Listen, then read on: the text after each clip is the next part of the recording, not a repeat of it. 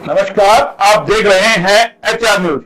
आज भिवाड़ी के अंदर कैप्टन अजय सिंह यादव और उनके सुपुत्र विधायक चिरंजीव राव की ओर से धन्यवादी दौरे का जो है भव्य आयोजन यहाँ पर किया गया। उसके क्या मायने हैं, क्योंकि आज भूपेंद्र सिंह हुड्डा यहाँ पर आए और जो लोकसभा के प्रत्याशी थे राज बब्बर वो यहाँ आए और प्रदेश के प्रभारी यहाँ पर आए।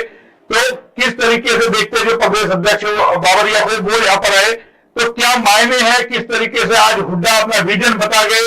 और कैप्टन अजय सिंह यादव ने नारा दे दिया कि अगर टिकटों का वितरण सही हुआ तो 70 सीट कांग्रेस जीतेगी। वहीं हुड्डा जो कहे कि कहीं ना कहीं विधायक चिरंजीव राव को जो है एक बड़ा संकेत दे गए तारीफ करके उनकी कि वो विधानसभा में हर मुद्दा उठाते हैं अहिलवाल का, उसी में चर्चा करेंगे। विनय यादव जी हमारे साथ है, राजनीतिक विश्लेषक है। किस तरीके से देखते हैं धन्यवादी दौरे को?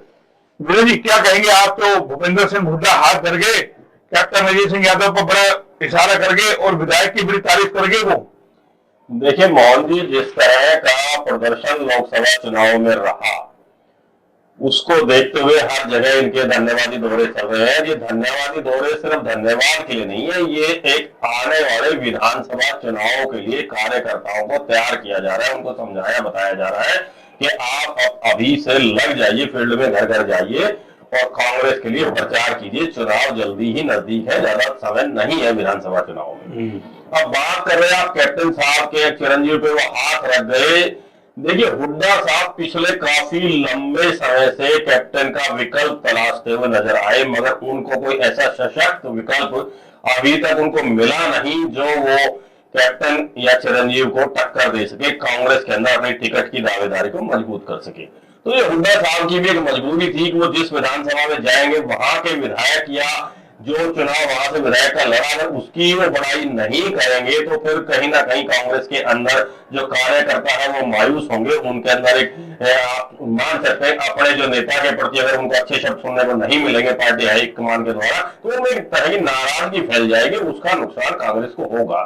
तो एक राजनीतिक मजबूरी होती है सभी नेताओं में, खाली कांग्रेस की बात नहीं कर रहा।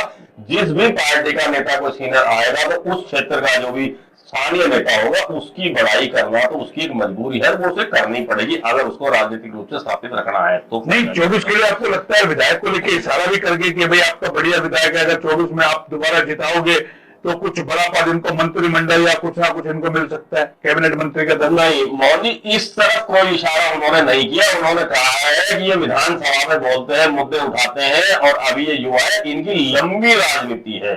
लंबी राजनीति का मतलब ये है अभी इनको लंबे समय तक राजनीति करनी है, काफी लंबा समय पड़ा है। और ये कोई इशारा नहीं हुआ, ये एक तरह से नसीहत और सीख भी मान सकते हैं। आने वाले विधानसभा चुनाव में टिकट आपको मिल जाएगी, आप चुनाव भी जीत जाएंगे, पर आप अभी से इस तरह का ज्यादा अनुमान ना लगाएं क्योंकि आप उतने सीनियर पार्टी में नहीं है। आपसे भी उम्रदराज नेता या पार्टी के अंदर सीनियर नेता बहुत सारे हैं जिनको मंत्रालय देना पड़ेगा। नहीं पिताजी सीनियरिटी का फर्क मिल जाए, चुनाव भी 6 बार रहे हैं मान लो। नहीं सीनियरिटी, पिताजी सीनियरिटी का उनको रिवॉर्ड मिल चुका है। पिता 6 बार जीते तो उनको मंत्री बनाया गया, अच्छे अच्छे मंत्रालय उनको दिए गए हैं। अब पुत्र राजनीति में आया है तो उनकी सीनियरिटी के हिसाब से उनको महकमे ओहदे दिए जाएंगे। अगर पिता की सीनियरिटी के हिसाब से अगर ओहदे दिए जाए तो फिर तो मेरे ख्याल कोई भी जो नया नेता है और सीनियर नेता उनका नंबर हमने से मुद्दा को लेकर भी तो सवाल उठे ना, उनका बेटा दीपेंद्र के मुख्यमंत्री के नारे लग रहे हैं कि भाई वो भी अपने बेटे को मुख्यमंत्री बनाना चाहते हैं। भाई विधानसभा चुनाव में अगर अच्छा बहुमत आ जाए, जिता लाए सीटों को, तो फिर बेटे को मंत्री को युवा मंत्री बन जाएगा तो नई सोच आएगी। देखिए मोहन जी, अभी तक तो जो पार्टी के अंदर चल रहा है मुख्यमंत्री के अंदर दीपेंद्र का कहीं ऐसा नाम नहीं है। वो तो सबके अपने अपने निजी वर्कर कार्यकर्ता है जो उसकी राजनीति को आगे बढ़ाने के लिए और उत्साह लोगों में भरने के लिए इस तरह के जो आश्वासन और दावे वो दिए जाते हैं।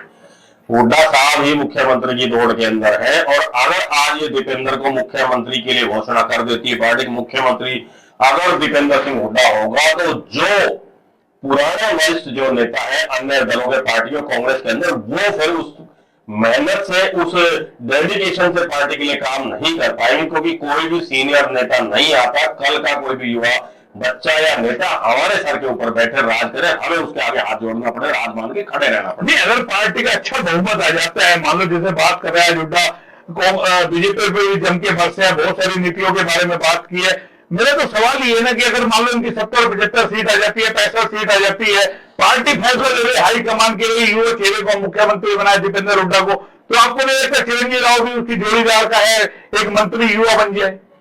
नहीं, युवा बना सकते हैं, पर युवा कौन से और कितने बनाए जाएंगे वो भी तो एक लिमिटेशन होती है ना। एक राजनीति के अंदर क्षेत्र के हिसाब से और जाति के हिसाब से भी मंत्रालय दिए जाते हैं, क्योंकि किसी भी वर्ग को नाराज नहीं किया जा सकता। अगर आप युवाओं की सीनियरिटी की बात करें तो इससे भी युवा पार्टी के अंदर और अन्य कई नेता होंगे जो आगे विधानसभा के चुनाव लड़ेंगे, वो जीत कर आएंगे। हो सकता है उनकी भी राजनीति कैप्टन अजय सिंह की तरह उनकी पारिवारिक राजनीति लंबी समय से चलती आ रही हो। अब बात करें क्षेत्रवाद की तो जगदीश यादव भी उसी कैटेगरी के पुराने सीनियर नेता है, हमेशा उनका वोट बैंक रहे, निर्दलीय रहे। अब उनके इलाके की बात करें तो उनके भी समर्थक यही कह रहे हैं कि अगर जगदीश चुनाव जीता तो 100% मंत्री बनेंगे। अब यही बात अगर एससी की बात करें तो बावर सिंह यही नारा दिया जा रहा है कि अगर यहाँ से कैंडिडेट जीतेगा कांग्रेस एससी मंत्री बनेगा। तो एक जिले के अंदर कितने आप मंत्री बना सकते हैं, ये सब आने वाले समय पर समीकरण पर डिपेंड करता है। और हमेशा आप मान के चलिए जहां सीनियर नेताओं और युवाओं में टकराव होता है तो पार्टी हाईकमान हमेशा मंत्रालय देने का काम सीनियर नेताओं को ही दिया जाता है।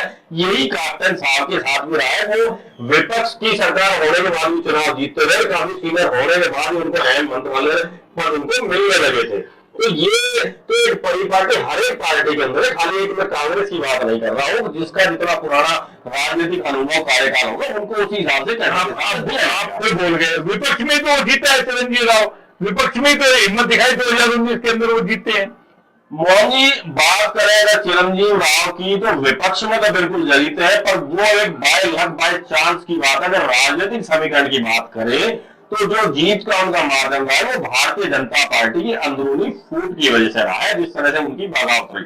अगर वही स्थिति कमोबेशी इस बार फिर भारतीय जनता पार्टी में रही, पार्टी अगर राव समर्थक को टिकट नहीं देती है तो राव साहब विरोध करेंगे, और अगर पार्टी राव साहब समर्थक को टिकट दे देती है तो पुराने जो पार्टी केंद्र के नेता वो विरोध करेंगे। तो उस स्थिति में हो सकता है चिरंजीवी राव फिर से सीट निकाल जाए। मैं उस विषय में अभी नहीं जाना चाहता क्योंकि टिकटों का बंटवारा भी किसी पार्टी की तरफ से नहीं हुआ है। तो वो एक परिस्थिति अब डिपेंड करती है चुनाव के समय में हर एक विधानसभा में अब किस तरह का समीकरण बैठाया जाए, किसको टिकट मिलती है किसको नहीं मिलती है। चलिए चलते चलते ये और बता दीजिए ना कि जिस तरीके से आज कहें कि बीजेपी को निशाने पे लिया, 10 साल के बारे में जो बात की, चाहे पोर्टल को लेकर के हो, चाहे इजराइल हमारे युवाओं को भेजने को लेकर के हो, तमाम मुद्दों पर जो बात की, क्या लगता है कि कहीं ना कहीं पूरे निशाने पे बीजेपी को ले लिया, 10 साल का उनका काला चिट्ठा खोल के रख दिया? देखिए मोहन जी, बीजेपी 10 साल से सत्ता के अंदर है तो सत्ताधारी पार्टी को तो हमेशा निशाने पर लिया जाएगा, सवाल उनसे पूछे जाएंगे। इससे पहले जब कांग्रेस 10 साल सत्ता में रही थी तो भारतीय जनता पार्टी भी उनसे सवाल पूछती थी अब पार्टी ने क्या किया, सत्ताधारी पार्टी ने क्या किया, किस तरह का उनका आचरण रहा, क्या क्या उन्होंने देश के लिए प्रदेश के हित के लिए उन्होंने किया। तो ये बातें तो पूछी ही जाएंगी, मगर एक चीज और आपको खास देखने को मिल रही है आज के कांग्रेस के कार्यक्रमों में लगातार जो हो रहा है, अब वो उसी तरह से भाजपा की तर्ज के ऊपर चलने लग गई है। सवाल पूछने के मामले में, अपने जो है आरोप उनके ऊपर मरने के मामले में, दूसरे भारतीय जनता पार्टी अब तक पुरानी जो कांग्रेस सरकार थी उनके सवाल जवाब तलाशने में लगी हुई है, उन पर आरोप प्रत्यारोप करेंगे, वही कार्य कांग्रेस के नेताओं में है। अब वो अपने कार्यकाल की कमियों को नहीं देखना चाहते, अब वो कांग्रेस केवल ये चाहती है जो भाजपा 10 साल सत्ता में रही है, जो उनकी नाकामयाबी है उनको उजागर किया जाए। एक आपने खास चीज देखी होगी, अब एमएसआर के जो प्रोग्राम में रही वो भी एक बहुत बड़ी कमी है, बहुत बड़ी वजह है। अगर इसी तरह एमएसआई कांग्रेस की सभाओं में मिलती रही तो जो उनको सुनने के लिए जो लोग आ रहे हैं, जो केवल वोटर है जिनको किसी पद से या टिकट से कोई लालच नहीं है, वो केवल विपक्ष को सुनना चाहते हैं आने वाले विधानसभा चुनाव में हमारे लिए क्या घोषणाएं करते हैं और उनका क्या एजेंडा है, क्या पोर्टफोलियो है, क्या उनका आगे की जो रणनीति है, तो वो अगर नहीं छोड़ पाएंगे वो एमएसआई के शिकार हो गए। जिस तरह के जो नए नए नेता उभर के आ रहे हैं टिकट लाइन में, आप लोग चेहरा दिखाने की होड़ इस तरह उनके अंदर मची हुई है और वो नेताओं को ऐसे घेर लेते हैं, पीछे जो बैठे लोग हैं जो लंबे समय इंतजार कर रहे हैं उनके उस इंतजार में पानी फिर जाता है, वो फिर वहां नेताओं को सुने बगैर उस सभा को छोड़कर जाने लग जाते हैं। जिसका आपने देखा हो किस तरह कुर्सियां खाली पड़ी है, भूपेंद्र हुड्डा के आने तक कुर्सियां भरी हुई, जैसे भूपेंद्र हुड्डा आए चारों तरफ से स्टेज को इस तरह से हाईजेक कर लिया गया, कंपटीशन होड़ सी लग गई सारे नेताओं के अंदर। अब हम किस तरह उनके नजदीक जो है फोटो खिंचवाए। मगर एक नसीहत और भी देना चाहूंगा, अब जो पुराने कांग्रेस के कार्यकर्ता है, जो नेता है, उनको नए आने वाले लोगों को स्पेस देना चाहिए, जगह देनी चाहिए। अगर वही गिने चुने लोग हर जगह अपनी शक्ल दिखाने में, हाजिरी लगाने में लगे रहेंगे तो इनके पास नए आने के इच्छुक लोग हैं जो आए हैं, वो फिर इनके पास नहीं रुक पाएंगे। अगर उनको मान सम्मान नहीं मिलेगा, अगर वो दूसरी पार्टी से आ रहे हैं तो सम्मान के लिए आ रहे हैं, अगर उनको स्पेस नहीं मिलता है, सम्मान नहीं मिलता है, जगह नहीं मिलती है, तो फिर वो क्यों रुकना चाहेंगे, वो पलायन कर जाएंगे। अब आपने देखिए स्टेज की व्यवस्था कितनी भारी व्यवस्था थी, आप प्रेस रिपोर्टर तक आपको बैठने के लिए जगह ढंग से नहीं मिल पाई, तो ये व्यवस्था अगर प्रेस के साथ भी ऐसा होगा तो उनकी न्यूज कवर करने देर जाएगा, आगे से प्रोग्राम में कोई जाएगा नहीं, व्यवस्था रहेगी तो ये जिस तरह का माहौल आज की इनकी सभा में, धन्यवाद सभा में देखने के लिए था, ये बहुत ही शर्मनाक है। ये नतीजा क्या, जो जन समूह उमड़ा, जो भीड़ आई, इतना बढ़िया आयोजन हुआ, उसके बावजूद यह व्यवस्था, क्या लगता है टिकटॉकियों की भीड़ थी या मैनेजमेंट नहीं हो पाया? देखिए मोदी से दो तरीके की भीड़ थी। एक तो जो टिकटॉकी केवल उन्होंने अपने पार्टी के आला कमान को शक्ल दिखाई थी, वो बाहर खड़े इंतजार कर रहे थे, जैसे ही वो आए स्टेज के ऊपर वो एक तरह से वो सारे अपने नंबर बनाने में, गुलदस्ते मिलने में, शक्ल दिखाने में लग गए, उन्होंने किसी की परवाह नहीं की। और आप लोगों की स्टेज के सामने खड़े होने से भीड़ होने, जो पीछे जो लोग बैठे हैं, जो पार्टी के लिए वोट डालते केवल वोटर है, उनको किसी और राजनीतिक पदों से मतलब नहीं है, वो लोग परेशान हो गए। गर्मी का समय था, जिस तरह से अवस्था स्टेज के ऊपर हुई, कैप्टन साहब ने अच्छा प्रोग्राम किया, पर एक करोड़ उनकी भी रही। और सबसे ज्यादा स्टेज पर जो लोग खड़े थे कैप्टन साहब को ही करकर कार्यकर्ता थे। अरे आप तो रोज खड़े रहते कैप्टन साहब के प्रोग्राम होता है, आज के समय तो आपको जो नए लोग आए हैं और अन्य जो विधानसभा से जो नेता है, उनको बैठने की जगह देनी चाहिए, बोलने का मौका देना चाहिए। मगर अव्यवस्था जो फैली उसके कई कारण है। अब जो टिकटॉक थे वो होम लगे रही अपनी शक्ल दिखाने में, किसी तरह हमारा चेहरा दिख जाए, हम भी आए, हम भी आए, ये किसी ने नहीं दिखाया। ये टिकटॉक की भीड़ कितनी लेकर आए हैं, वो भी एक देखने का विषय होता है। अब बरसात का मौसम का प्रोग्राम हॉल के अंदर किया था, तो पार्टी के अंदर एक अनुशासन होना ये बहुत बड़ी चीज है। ये अनुशासन आज के समय में आप देखेंगे तो भाजपा के अंदर बहुत कड़े रूप से है, इंडियन नेशनल लोकदल में है। और जहां सभा होती है उसके कैडर के अनुरूप जिस जिले में सभा है, जिला अध्यक्ष है या विधानसभा अध्यक्ष है, मंडल अध्यक्ष, उनको स्टेज पर जगह दी जाती है, बोलने का मौका दिया जाता है। और एक जिस तरह मोदी जी ओवरा अपने खिलाफ साथ खड़ा करते थे ना, भीड़ में चलते थे, वही अब ट्रेंड इन्होंने भूपेंद्र हुड्डा ने अपना लिया है। और एक अपने जो निजी वर्कर है उनको साथ लेके चलते हैं, और जैसे ही वो आते थे इस तरह का माहौल क्रिएट कर देते हैं। और बहुत भारी चारों तरफ से इनको घेर रखा है, बहुत भारी इनकी लहर चल रही है। मगर ये अति उत्साह आने वाले समय में इनको नुकसान देगा। और जब वोटरों की अनदेखी हो रही है, अगर इस तरह होती रही, प्रेस की अनदेखी होती रही, तो इनकी सभाओं को कवर करने, इसमें भाग लेकर ही कैप्टन ने कहा अगर टिकट वितरण सही हुआ,